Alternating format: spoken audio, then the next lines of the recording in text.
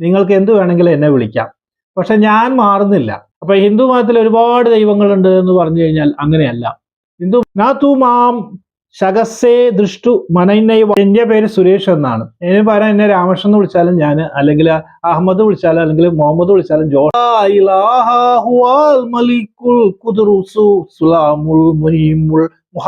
നാഥനാണ് ദൈവം. ഈ ബൈബിളിലേക്ക് വരുമ്പോ ജുദായിസത്തിൽ പറയുന്നത്, അതായത് പറഞ്ഞു കഴിഞ്ഞാൽ പിതാവിനും പുത്രന്റെയും പരിശുദ്ധാത്മാവിനും, ബുദ്ധിസത്തിനെ കുറിച്ച് പറയുകയാണെങ്കിൽ അതിൽ ദൈവമേ എന്നൊരു സങ്കല്പമേ അവർ പറഞ്ഞിട്ടില്ല. അപ്പൊ ഇതൊക്കെ എഴുതി വെച്ചത് ആരാണ്? സമയം ജാതി എങ്ങനെയുണ്ടായി ഹിന്ദി? നമസ്കാരം, എൻട്രാക്കളുടെ ഈ ചാനലിലേക്ക് ഏവർക്കും സ്വാഗതം. ഇന്ന് ഈ വീഡിയോ ചെയ്യുന്നതിന് ഒരു പ്രധാനമായ കാര്യം, നമ്മുടെ പല വീഡിയോകളുടെയും താഴത്ത് ചില കമന്റുകൾ കണ്ടു. അപ്പൊ നായന്മാരെ കുറിച്ചുള്ള വീഡിയോ ചെയ്തപ്പോൾ താങ്കൾ നായരാണെന്ന് മനസ്സിലായി എന്നൊരു കമന്റ് കണ്ടു. ബ്രാഹ്മണരെ കുറിച്ച് പറഞ്ഞ സമയത്ത് താങ്കൾ ബ്രാഹ്മണനാണെന്ന് മനസ്സിലായി എന്ന് പറഞ്ഞിട്ട് ഒരു കമന്റ് കണ്ടു. അപ്പോ അതേപോലെ തന്നെ വേറെ ഇതിനെ കുറിച്ചിട്ടുള്ളവർ പറയുമ്പോൾ അവരും അങ്ങനെ ധരിച്ചിട്ടുണ്ട്. അപ്പൊ തീയ, അല്ലെങ്കിൽ ഈഴവ, അല്ലെങ്കിൽ മറ്റ് ഷെഡ്യൂൾ കാസ്റ്റിൽപ്പെട്ട ആൾക്കാർ, അല്ലെങ്കിൽ ഫോർവേഡില് ബാക്ക്വേർഡിൽ എല്ലാവരും അവരവരുടെ വീഡിയോ ചെയ്യുമ്പോൾ അവരങ്ങനെ ചിന്തിച്ചു. കാരണം ഞാൻ നല്ല വശങ്ങൾ മാത്രമാണ് പറയാൻ ശ്രമിച്ചിട്ടുള്ളൂ. എങ്കിലും നിങ്ങളുടെ ആകാംക്ഷ, അല്ലെങ്കിൽ ചില ആളുകൾക്ക് എന്താണെന്ന് അറിയാൻ വേണ്ടി താല്പര്യമുള്ളതുകൊണ്ട് ഞാനത് പറയാം, ലാസ്റ്റ് പറയാം. കാരണം ഇന്ത്യയില് caste and religion is a reality. ഏതെങ്കിലും ഒന്നിലുമാണല്ലോ ജനിക്കാൻ. അതുകൊണ്ട് അതിൽ പറയാം. അത് ജനിച്ചാൽ ഞാനത് പറയുമ്പോൾ എന്താണെന്നുള്ള കാര്യങ്ങൾ പിന്നീട് പറഞ്ഞുതരാം. അതിനു മുമ്പ് നമ്മൾ എന്താണ് മതം, എന്താണ് ദൈവം, എന്താണ് ഈ അന്ധവിശ്വാസം എന്നുള്ള കാര്യങ്ങളെ കുറിച്ച് ചെറുതായിട്ടൊരു വാക്ക് പറഞ്ഞുതരാം. ചുരുക്കിയിട്ട് പറയാണ്, വളരെ ഡ്രൈ സബ്ജക്റ്റ് ആണ്. ഫിലോസഫിക്കലായിട്ടുള്ള കാര്യങ്ങൾ പറയുമ്പോൾ ക്ലാസ്സുകളൊന്നും ഓടില്ല. അത് പ്രത്യേകിച്ച് നമ്മുടെ ഡിസ്റ്റൻസ് മോഡൽ ക്ലാസ്സുകളിലൊക്കെയാണ് ഞാനിത് പറയാറുള്ളത്. അപ്പൊ എന്റെ സബ്സ്ക്രൈബേഴ്സ് നല്ല ബുദ്ധിയുള്ള ആൾക്കാരായതുകൊണ്ട് അവർക്ക് കാര്യങ്ങൾ മനസ്സിലാക്കാൻ കഴിയും. I am not a theologist. ഞാൻ തിയോളജിസ്റ്റ് അല്ല, ഞാൻ ഒരു പണ്ഡിതനല്ല. ഇതിനെക്കുറിച്ച് എനിക്ക് കിട്ടിയ ചില അറിവുകൾ, അത് ഞാൻ ഒബ്സർവേഷൻ, അത് നിങ്ങളിലേക്ക് പങ്കുവെക്കുന്നു എന്നുള്ളതാണ് ഞാൻ ചെയ്യുന്നത്. അതിൽ തെറ്റുകുറ്റങ്ങളൊക്കെ ഉണ്ടാവും. നിങ്ങളുടെ വിശ്വാസം എങ്ങനെയാണോ അതേപോലെ തന്നെ ആയിക്കോട്ടെ. ഞാൻ എന്റെ ചില വിശ്വാസങ്ങളും കാര്യങ്ങളാണ് ഇതിൽ പറയുന്നത്. അപ്പൊ അതിൽ ഞാൻ എല്ലാ മതത്തിനെ കുറിച്ചിട്ടും പറയുന്നുണ്ട്. എന്നിട്ട് നമുക്ക് ലാസ്റ്റ് ജാതിയിലേക്ക് വരാം. അപ്പൊ ഈ മതം എന്ന് പറയുമ്പോൾ നമുക്ക് ഇന്ത്യയിൽ തന്നെയാണല്ലോ. അപ്പോ ഫസ്റ്റ് തുടക്കത്തിൽ നമുക്ക് ഹിന്ദു മതത്തിനെ കുറിച്ച് പറയാം. അപ്പൊ അതിന് മുമ്പ് ഈ മതം എങ്ങനെ ഉണ്ടായെന്ന് വെച്ചാൽ, മതങ്ങൾ എന്ന് പറയുന്നത് ഈ ആദ്യകാലങ്ങളില് മനുഷ്യന്റെ കുത്തൊഴിഞ്ഞ ജീവിതത്തിനെ നിയന്ത്രിക്കാൻ വേണ്ടി അന്നത്തെ കാലത്തുണ്ടായിരുന്ന പണ്ഡിതന്മാര്, അന്ന് മതമില്ല, പണ്ഡിതന്മാര് അവര് ചില നിയമസംഹിതകൾ ഉണ്ടാക്കി. ആ ചട്ടക്കൂടിനുള്ളിൽ അവരെ നിയന്ത്രിച്ചു നിർത്താൻ വേണ്ടിയിട്ട് അവര് ഒരു പദം ഉപയോഗിച്ചു. അതാണ് ദൈവം എന്നാണ് ഞാൻ കണക്കാക്കുന്നത്. കാരണം അതില് അയാൾ എന്തെങ്കിലും ചെയ്താൽ, നല്ലത് ചെയ്താൽ നിങ്ങൾക്ക് സ്വർഗത്തിലേക്ക് പോകാം, അല്ലെങ്കിൽ ചീത്ത ചെയ്താൽ നിങ്ങൾ നരകത്തിലേക്ക് പോകും എന്ന് പറഞ്ഞിട്ട്, നരകം എന്ന് പറയുന്നത് ഭീകരമാക്കിയിട്ടും സ്വർഗം എന്ന് പറയുന്നത് വളരെ മനോഹരമായിട്ടൊക്കെ അവതരിപ്പിക്കുകയുണ്ടായി. അങ്ങനെ വന്നതായിരിക്കാം ഈ ബുക്കുകളെല്ലാം, അതായത് ഈ ഹോളി ബുക്സ് എന്ന് പറയുന്നത്. പക്ഷെ അത് ദൈവം എഴുതിയതാണ് എന്ന് കരുതുന്നവരുണ്ട്, വിശ്വാസമുണ്ട്. അങ്ങനെ വിശ്വസിച്ചോളൂ, എനിക്ക് അതിൽ എതിർപ്പൊന്നുമില്ല. അങ്ങനെ ആയിരിക്കാം അത് വന്നിട്ടുള്ളത്. അപ്പൊ അതില് ഇപ്പൊ നമ്മൾ ഭഗവത്ഗീത ആയാലും ഖുർആൻ ആയാലും ബൈബിൾ ആണ് എന്നുണ്ടെങ്കിലും അതിൽ പറയുന്ന ദൈവത്തിനെ കുറിച്ചുള്ള ചില സങ്കല്പങ്ങളുണ്ട്. അപ്പൊ ഹിന്ദു മതത്തിൽ ഒരുപാട് ദൈവങ്ങളുണ്ട് എന്ന് പറഞ്ഞു കഴിഞ്ഞാൽ അങ്ങനെയല്ല. ഹിന്ദു മതത്തിലെ യഥാർത്ഥത്തിൽ പറയുന്നത് സർവശക്തി, അല്ലെങ്കിൽ എല്ലാറ്റിന്റെയും നാഥൻ എല്ലാവർക്കും അറിയുന്ന പോലെ ഒറ്റ ആളേ ഉള്ളൂ, അത് ബ്രഹ്മാവാണ്. അപ്പോ അതിനെ കുറിച്ചിട്ട് ഭഗവത്ഗീതയിൽ പറയുന്നുണ്ട്. അത് ഞാൻ പറഞ്ഞുതരാം, അതെന്താ സംഭവം എന്നുള്ളത് പറഞ്ഞുതരാം. അപ്പൊ അതിലേക്ക് വരുന്നതിന് മുമ്പ് നമ്മള് ഈ എന്ന് പറഞ്ഞ സ്വർഗം, നരകം, പുനർജന്മം, ഇതൊക്കെ ഇതിന്റെ ഭാഗമായിട്ട് ഉണ്ടായതാണ്. അപ്പൊ ലാംഗ്വേജ് എന്താണെന്ന് ഞാൻ ആദ്യം പറഞ്ഞുതരാം. അതായത് ലാംഗ്വേജ് ഉണ്ടായതിനു ശേഷമാണല്ലോ ഈ എഴുതുന്നത്, ആ ലിപികൾ ഉണ്ടായിരുന്നത്. അപ്പൊ പഴയ കാലത്ത് കുറെ തിയറികളുണ്ട്. ഇവല്യൂഷൻ ഓഫ് ലാംഗ്വേജ് എന്ന് പറഞ്ഞ പുസ്തകത്തിൽ ക്ലിയർ ആയിട്ട് കൊടുത്തിട്ടുണ്ട്.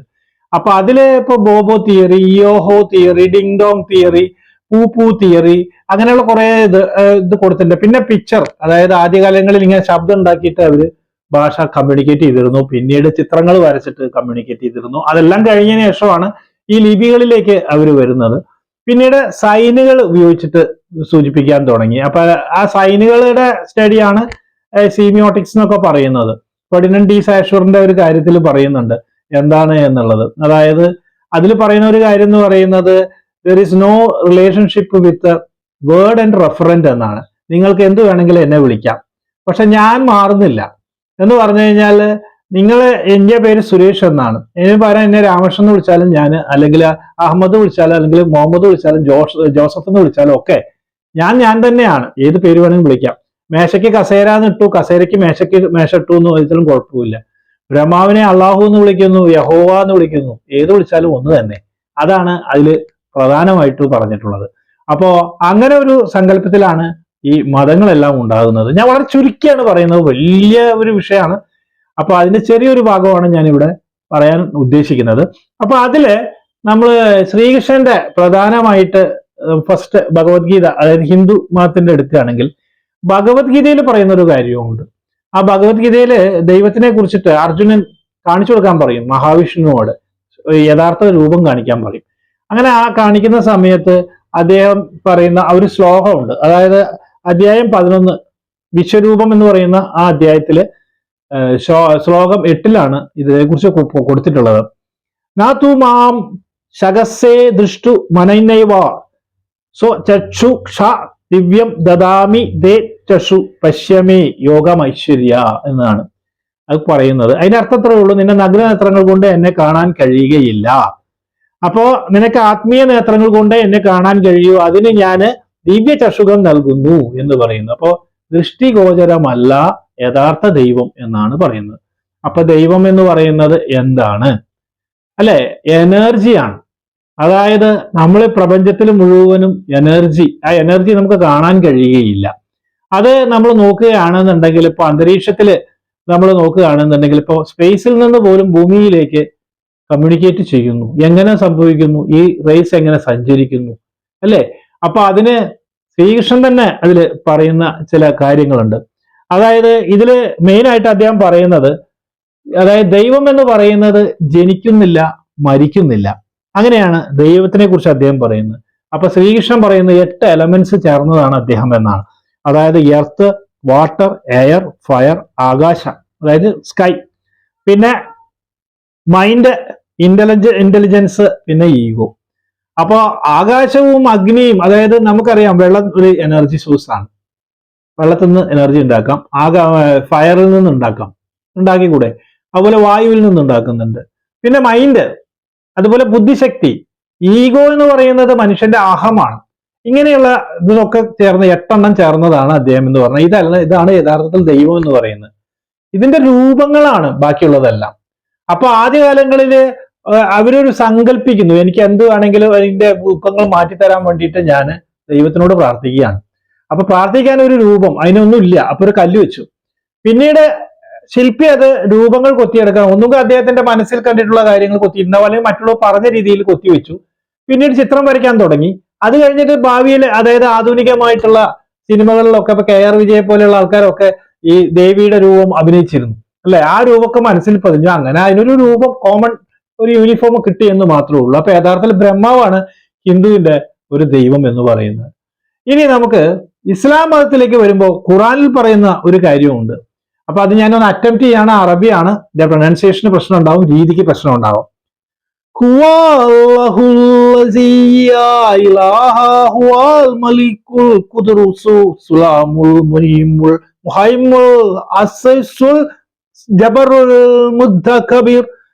സുബ്ഹാനല്ലാഹി അമാനാ യുശ്രികൂൻ. ഇത് വളരെ രീതിയിലൊക്കെ ചെല്ലുന്നതാണ് കേട്ടോ. ഞാൻ ഈ വരി പറഞ്ഞു എന്ന് മാത്രമേ ഉള്ളൂ. ഇതിന്റെ അർത്ഥം എന്ന് പറയുന്നത് സർവശക്തനാണ് ദൈവം എന്ന് പറഞ്ഞാൽ മൊത്തം ഈ ഭൂമിയുടെയും പ്രപഞ്ചത്തിന്റെ എല്ലാത്തിന്റെയും നാഥനാണ് ദൈവം. അതുപോലെ തന്നെ എല്ലാറ്റിനും അദ്ദേഹത്തിനെ വിശ്വസിക്കുന്നവരുടെ എല്ലാവരുടെയും നാഥനാണ് അദ്ദേഹം. അദ്ദേഹമാണ് സൃഷ്ടിച്ചതെന്നുള്ള രീതിയിലാണ് പറയുന്നത്. 47 സ്ഥലത്ത് പീസിനെ കുറിച്ചിട്ട് പറഞ്ഞിട്ടുണ്ട് ഖുറാനില്. അപ്പൊ അതെങ്ങനെയാണെന്നുള്ളത് അതിനെക്കുറിച്ച് ഞാൻ പറയുന്നില്ല. ഞാനൊരു ജസ്റ്റ് ഒരു സങ്കല്പം മാത്രമേ ഇത് പറയുന്നുള്ളൂ. ഇനി ബൈബിളിലേക്ക് വരുമ്പോൾ നമ്മൾ ബൈബിളിൽ പറഞ്ഞിട്ടുള്ള ചില കാര്യങ്ങളുണ്ട്. ബൈബിളിൽ ദൈവം എന്ന് പറയുന്നത്, അതായത് ജോൺ 4:16 പറഞ്ഞിട്ടുള്ളത്, അതായത് അത് ഇംഗ്ലീഷിലാണ് ചെയ്തിരിക്കുന്നത്, ഹീബ്രു ആണ് original. And so we know and rely on love God has for us. God is love. Whoever lives in love lives in God and God in him എന്നാണ്. എന്ന് പറഞ്ഞു കഴിഞ്ഞാൽ നമ്മുടെ സ്നേഹം എവിടെയുണ്ടോ അവിടെയാണ് ദൈവം ഉള്ളത് എന്നാണ്. ആരുടെ ഉള്ളിലൊക്കെ സ്നേഹമുണ്ടോ അവിടെയൊക്കെ ദൈവമുണ്ട് എന്നാണ് പറഞ്ഞത്. ഇനിയുണ്ട് വേറെയും സങ്കല്പങ്ങൾ. ജുദായിസത്തിൽ പറയുന്നത്, അതായത് ഹീബ്രു 4:12 പറയുന്നത്, For the word of God is alive and active, sharper than any double-edged sword. It penetrates even to dividing soul and spirit, joints and manner. It judges the thoughts and attitudes of the heart. അങ്ങനെ പറയുന്നുണ്ട്. Marrow എന്നാണ് കേട്ടോ, manor എന്നല്ല, marrow എന്നാണ്. അതായത് നമ്മുടെ മജ്ജയിലും മാംസത്തിലും ഒക്കെ penetrate ചെയ്തിട്ടുള്ളതാണ് ദൈവം എന്ന് പറഞ്ഞു കഴിഞ്ഞിട്ടുണ്ടെങ്കിൽ ഡബിൾ എഡ്ജഡ് സോഡാണ്, രണ്ട് ഇരുതലയുള്ള വാളാണ്. മനുഷ്യന്റെ ശരീരത്തിൽ മൊത്തമായിട്ടും എല്ലായിടത്തും ദൈവമുണ്ട് എന്ന് പറയുമ്പോൾ, അതായത് തൂണിലും തുരുമ്പിലും ദൈവം ഇരിക്കുന്നു എന്ന് ഭഗവത്ഗീതയിൽ നമ്മൾ പൊതുവെ സങ്കല്പിക്കുന്ന ആ പ്രപഞ്ചത്തിൽ എല്ലായിടത്തും ഉണ്ട് ദൈവം. അതേ രീതി തന്നെയാണ് അതിൽ പറഞ്ഞിട്ടുള്ളത്. ഇനി സൗരാഷ്ട്രീസം പറയുകയാണെന്നുണ്ടെങ്കിൽ അവരുടെ ദൈവം എന്ന് പറയുന്നത് അഹൂറ മസൂദ് എന്നാണ്. അപ്പൊ ക്രിസ്ത്യൻ മതപ്രകാരം അല്ലെങ്കിൽ ക്രിസ്ത്യൻ മതത്തില് ലോർഡ് ദൈവം എന്ന് പറയുന്നത് അതായത് ഫാദർ, സൺ, അതുപോലെ ഹോളി സ്പിരിറ്റ് എന്ന് പറഞ്ഞു കഴിഞ്ഞാൽ പിതാവിനും പുത്രന്റെയും പരിശുദ്ധാത്മാവിൽ നിന്നാണ് പറയുക. അപ്പൊ അവിടെ ആ മൂന്നും കൂടി അടങ്ങിയതാണ്. അവിടുത്തെ ലോർഡ് യഹോവയാണ്.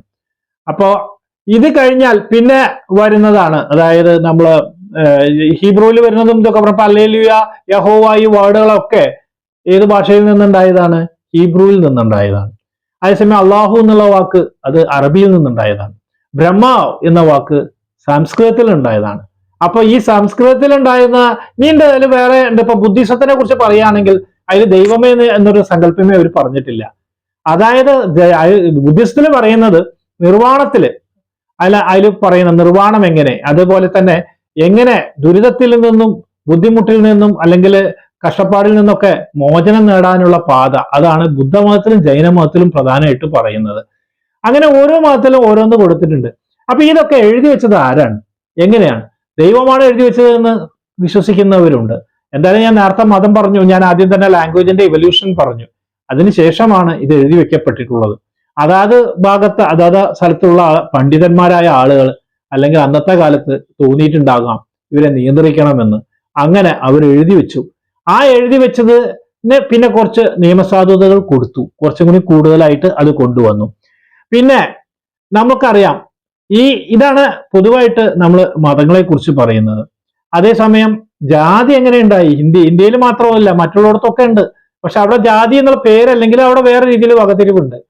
ഇത് ഈ ജാതി എന്ന് പറയുന്നത് ഒരു ക്യാപിറ്റലിസത്തിന്റെ ഒരു വേറൊരു രൂപമാണ്. എന്ന് പറഞ്ഞ പോലെ ചൂഷകരും ചൂഷിതരും അങ്ങനെയാണ്.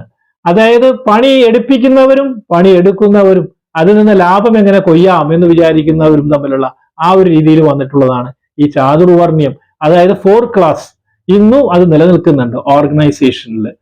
അപ്പോൾ ആ ഓർഗനൈസേഷന്റെ കണക്ക് പ്രകാരം നോക്കുകയാണെന്നുണ്ടെങ്കിൽ ഇപ്പൊ ക്ലാസ് 1, ക്ലാസ് 2, ക്ലാസ് 3 എന്നുള്ളതുണ്ട്. ആധുനിക ലോകത്ത് നമുക്ക് ഏത് ക്ലാസ്സിലേക്ക് വേണമെങ്കിലും നമ്മുടെ കഴിവ് കൊണ്ട് കയറാനും ഇറങ്ങാനും പറ്റും. അതാണ്. പക്ഷെ അന്നത്തെ കാലത്ത് അതിന് പറ്റിയിരുന്നില്ല. അതാണ് കാസ്റ്റ് എന്ന് പറയുന്നത്. പിന്നെ നമ്മൾ അടുത്ത മേഖലയിലേക്ക് വരികയാണെന്നുണ്ടെങ്കിൽ നമ്മൾ ഇത് നോക്കുക. ഇനി മനുഷ്യന്റെ ഏറ്റവും വലിയ പ്രശ്നം ഇതൊക്കെ ജാതി ഇതൊക്കെ ഒരു തന്നെ. എനിക്ക് എന്തെങ്കിലും ഒരു കഷ്ടപ്പാട് വരുമ്പോ ഞാൻ ആരോട് പറയും? എനിക്ക് ഏറ്റവും വിശ്വസിക്കാൻ പറ്റുന്ന ഒരാൾ വേണം. എനിക്ക് അതങ്ങനെ ഒരു സങ്കല്പം വേണം. ആ ഒരു സങ്കല്പം ഉണ്ടാകുമ്പോഴാണ് അവൻ ആ ഒരു സ്ഥലത്തേക്ക് പോകുന്നത്.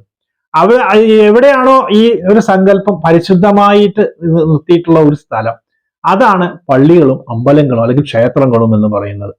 അവിടെ പോയി കഴിഞ്ഞാൽ ഇപ്പൊ ഞാനാണെന്നുണ്ടെങ്കിലും ഞാൻ ഈ അമ്പലങ്ങളിൽ പോകുന്നതാണ്, പ്രാർത്ഥിക്കാറുണ്ട്, കിടക്കുമ്പോഴും പ്രാർത്ഥിക്കാറുണ്ട്, എഴുന്നേൽക്കുമ്പോഴും പ്രാർത്ഥിക്കാറുണ്ട്. എന്തുകൊണ്ടാണ് എന്ന് ചോദിച്ചു കഴിഞ്ഞാൽ ഞാൻ പ്രാർത്ഥിക്കുന്നത് എനിക്കൊരു ശക്തി തരുന്നതിന് വേണ്ടിയിട്ട്.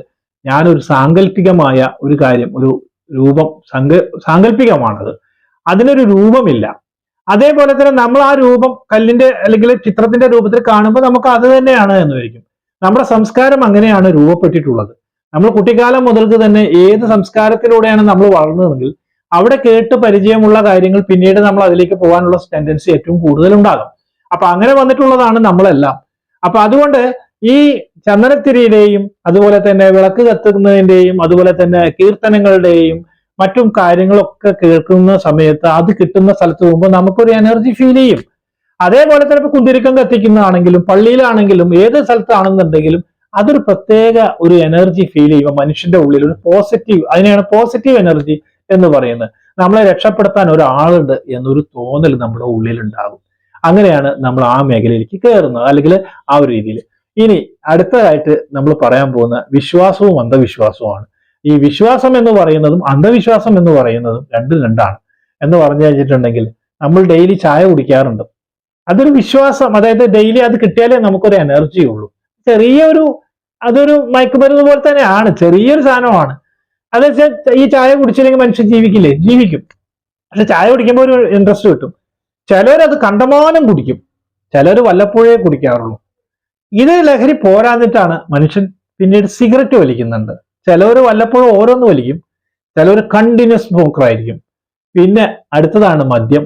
മദ്യം ഉപയോഗിക്കുമ്പോഴും ഇതുപോലെ തന്നെ വല്ലപ്പോഴും കഴിക്കുന്നവരുണ്ടാകാം, സ്ഥിരമായി കഴിക്കുന്നവരുണ്ടാവും. ഇത് ഒഴിവാക്കാനേ പറ്റില്ല. അതേ കഴിഞ്ഞ ഏറ്റവും മൂത്ത ഭാഗങ്ങളാണ് പിന്നീട് വരുന്ന കഞ്ചാവിനെക്കാട്ടിലും ഇതാണ് മയക്കുമരുന്ന് എന്ന് പറയുന്നത്. കഞ്ചാവിനെക്കാട്ടിലും മൂത്തതാണത്ര ഈ ആൽക്കഹോള്. അപ്പൊ അങ്ങനെ വരുമ്പോ ഈ മയക്കുമരുന്ന് അതിൽ കൂടി വെച്ചതോടുകൂടി ഇവനെ സംബന്ധിച്ചിടത്തോളം അവന്റെ ബുദ്ധിശക്തികളെല്ലാം, അതായത് അവന്റെ ലോജിക്കായിട്ട് ചിന്തിക്കാനുള്ള കഴിവുകളൊക്കെ നഷ്ടപ്പെടുന്നു. അതോടുകൂടി അവൻ അതിൽ അഡിക്റ്റായി അവൻ എന്ത് വേണമെങ്കിലും അവന് ഈ സാധനം കൊടുക്കുന്നവരുടെ ഒക്കെ പിന്നാലെ പോകും. അതാണ് ഈ വർഗീയത അല്ലെങ്കിൽ അന്ധമായ മതവിശ്വാസം എന്ന് പറയുന്നത്. എല്ലാവർക്കും മതങ്ങളെ വിശ്വസിക്കാം, എല്ലാവർക്കും ചെയ്യാം. ആവശ്യത്തിന് എടുക്കാകുമ്പോൾ അത് കുഴപ്പമില്ല, അനാവശ്യമായി വരുമ്പോഴാണ്. അപ്പൊ ലോജിക്കായിട്ട് ചിന്തിക്കുന്ന ഒരു സമൂഹത്തിലേക്ക് വരുമ്പോൾ, ആ മതത്തിൽ വരുമ്പോൾ തന്നെ അതിൽ വേറിട്ട് കുറച്ച് ബുദ്ധിശക്തി കൂടുതലുള്ള ആളുകളൊക്കെ വരുമ്പോൾ അവർ മറ്റുള്ളതിൽ ലോജിക്ക് നോക്കിയിട്ട് അവർ ചിലപ്പോൾ സിലക്ട് ചെയ്തെന്ന് വരാം. ചിലവര് ഇത് തന്നെ അങ്ങനെ തുടർന്നു പോകും, പുതുതായിട്ട് കേൾക്കാൻ തയ്യാറാവുകയില്ല. അപ്പൊ മനുഷ്യന് 3 രീതിയിലാണ് അറിവ് ഉള്ളിലേക്ക് വരുന്നത്. ഒന്ന് ചെവിയിലൂടെ, ഒന്ന് കണ്ണിലൂടെ, ഒന്ന് ബുദ്ധിയിലൂടെ, അതായത് വായിച്ചിട്ട്. ഈ 3 അടച്ചു കഴിഞ്ഞാൽ പിന്നെ നമ്മുടെ ഉള്ളിലേക്ക് വരില്ല. അപ്പൊ ആരെങ്കിലും അതിനെക്കുറിച്ച് പറയുമ്പോൾ കേൾക്കാൻ ശ്രമിക്കാതെ നമ്മൾ നമ്മുടേതായ കാര്യത്തിൽ പോകുന്ന ആൾക്കാരുണ്ട്. അത് അവരുടെ വിശ്വാസം, അവരുടെ രീതിയാണ്. ഇതാണ് ഈ മതത്തിന്റെ കാര്യം, അന്ധവിശ്വാസത്തിന്റെ കാര്യം ഒക്കെ ഞാൻ പറഞ്ഞത്. എല്ലാം കുറച്ച് ആവശ്യത്തിന് ഉപയോഗിക്കാം. അപ്പൊ ഈ വിശ്വാസം എന്ന് പറയുന്നത് തെറ്റൊന്നുമല്ല, നല്ലത് തന്നെയാണ്. അതിന് യാതൊരുവിധ പ്രശ്നങ്ങളൊന്നുമില്ല. കാരണം അത് മനുഷ്യന് ഒരു ബലം കൊടുക്കുന്ന ഒരു ശക്തിയാണ്. അതുകൊണ്ടാണ് ഞാനും ക്ഷേത്രങ്ങളിൽ പോകുന്നത്, ഞാനും പ്രാർത്ഥിക്കുന്നുണ്ട്. അവിടെ നിങ്ങൾക്ക് രൂപം സങ്കല്പിക്കാം, സങ്കല്പിക്കാതിരിക്കാം. ഇതാണ് മതങ്ങളെ കുറിച്ചുള്ള ചെറിയൊരു കാഴ്ചപ്പാട്. ഇനി ഞാൻ എൻ്റെ ഒരു കാര്യത്തിലേക്ക് വരാം. അതായത് ഇപ്പോ ഹിന്ദു മതത്തിനെ ഞാൻ 2 വീഡിയോ ഒക്കെ ചെയ്തപ്പോൾ ഓരോരുത്തർ പറഞ്ഞു, പ്രധാനമായിട്ട് ഈ ജാതി മതം നോക്കിയിട്ടുള്ള സൗഹൃദം, അതാണ് എനിക്ക് വല്ലാത്തൊരു വിഷമം തോന്നുന്നത്. മനുഷ്യന് ഓരോരുത്തരുടെ പ്രത്യേകതകളും മറ്റുള്ള കാര്യങ്ങളും നമ്മളോട് സാമ്യവും മറ്റു കാര്യങ്ങളൊക്കെ വന്ന് സൗഹൃദം ഉണ്ടാക്കുന്നതുകൊണ്ട് കുഴപ്പമില്ല. ഈ ജാതി നോക്കി നമ്മൾ സൗഹൃദം ചെയ്യാതിരിക്കുക, ശ്രമിക്കുക. പലർക്കും കമ്മ്യൂണിക്കേറ്റ് ചെയ്യണമെന്ന് ആഗ്രഹമുണ്ട്, എനിക്കറിയാം. എനിക്ക് ആകെ ഒരു ഫേസ്ബുക്ക് ഒരു ഇതേ ഉള്ളൂ. അത് ഞാൻ വല്ലപ്പോഴേ ഞാൻ അതിൽ കയറാറുള്ളൂ. അത് ഈ ചാനലിന്റെ അതേ പേര് തന്നെ, എൻട്രാക്കൾട്ട് തന്നെയാണ് അതിന്റെ പേര്. അപ്പോ അങ്ങനെ ഒന്ന് അതുണ്ട്. പിന്നെ ഞാൻ ഇൻസ്റ്റാഗ്രാം എൻ്റെ ആദ്യം ഒരു അക്കൗണ്ട് ഉണ്ടായിരുന്നു, പക്ഷെ അത് പിന്നീട് ആ ഡിവൈസ് ഒക്കെ ഹാക്ക് ആയിട്ട് ഞാൻ പിന്നീട് അത് നിർത്തിയതാണ്. അപ്പൊ ഇനി നിങ്ങൾക്ക് വേണ്ടിയിട്ട് ഒരു ഇൻസ്റ്റാഗ്രാം അക്കൗണ്ട് ഞാൻ ഓപ്പൺ ചെയ്യുന്നുണ്ട്. പിന്നെ ജാതിയെ കുറിച്ച് പറയുമ്പോഴേക്ക് പറയാൻ മടിയുണ്ട്, എന്നാലും പറയാം. എന്നാലും ഞാൻ നമ്മുടെ ജാതിയെ കുറിച്ച്, നമ്മൾ ഏത് ജാതിയിൽ ജനിച്ചാലും ആ ജാതിയിൽ നമ്മൾ അഭിമാനം കൊള്ളണം. അത് തന്നെയാണ് എന്റെയും. കാരണം എന്റെ ജാതിയാണ് ഏറ്റവും വലുത്, ഏറ്റവും ശ്രേഷ്ഠം എന്ന് ഞാൻ കരുതുന്നില്ല. അല്ലെങ്കിൽ അങ്ങനെ കരുതാം, പക്ഷെ എന്റെ ജാതിയുടെ അത്ര തന്നെ മറ്റു ജാതികൾക്കും അതിന്റെ തുല്യമായ പ്രാധാന്യം ഞാൻ കൊടുക്കുന്നുണ്ട്. മതത്തിനും അങ്ങനെ തന്നെയാണ് കൊടുക്കുന്നത്. അപ്പൊ അതിന്റെ ഉള്ളിൽ ഞാൻ നേരത്തെ പറഞ്ഞ മയക്കുമരുന്ന് അല്ലെങ്കിൽ മറ്റു കാര്യങ്ങളൊക്കെ ഉപയോഗിക്കുന്ന ആ ആളുകളെ ഞാൻ മാനിക്കാറില്ല. അതുകൊണ്ട് ഞാൻ ജസ്റ്റ് ഒന്ന് പറഞ്ഞു എന്ന് മാത്രമേ ഉള്ളൂ.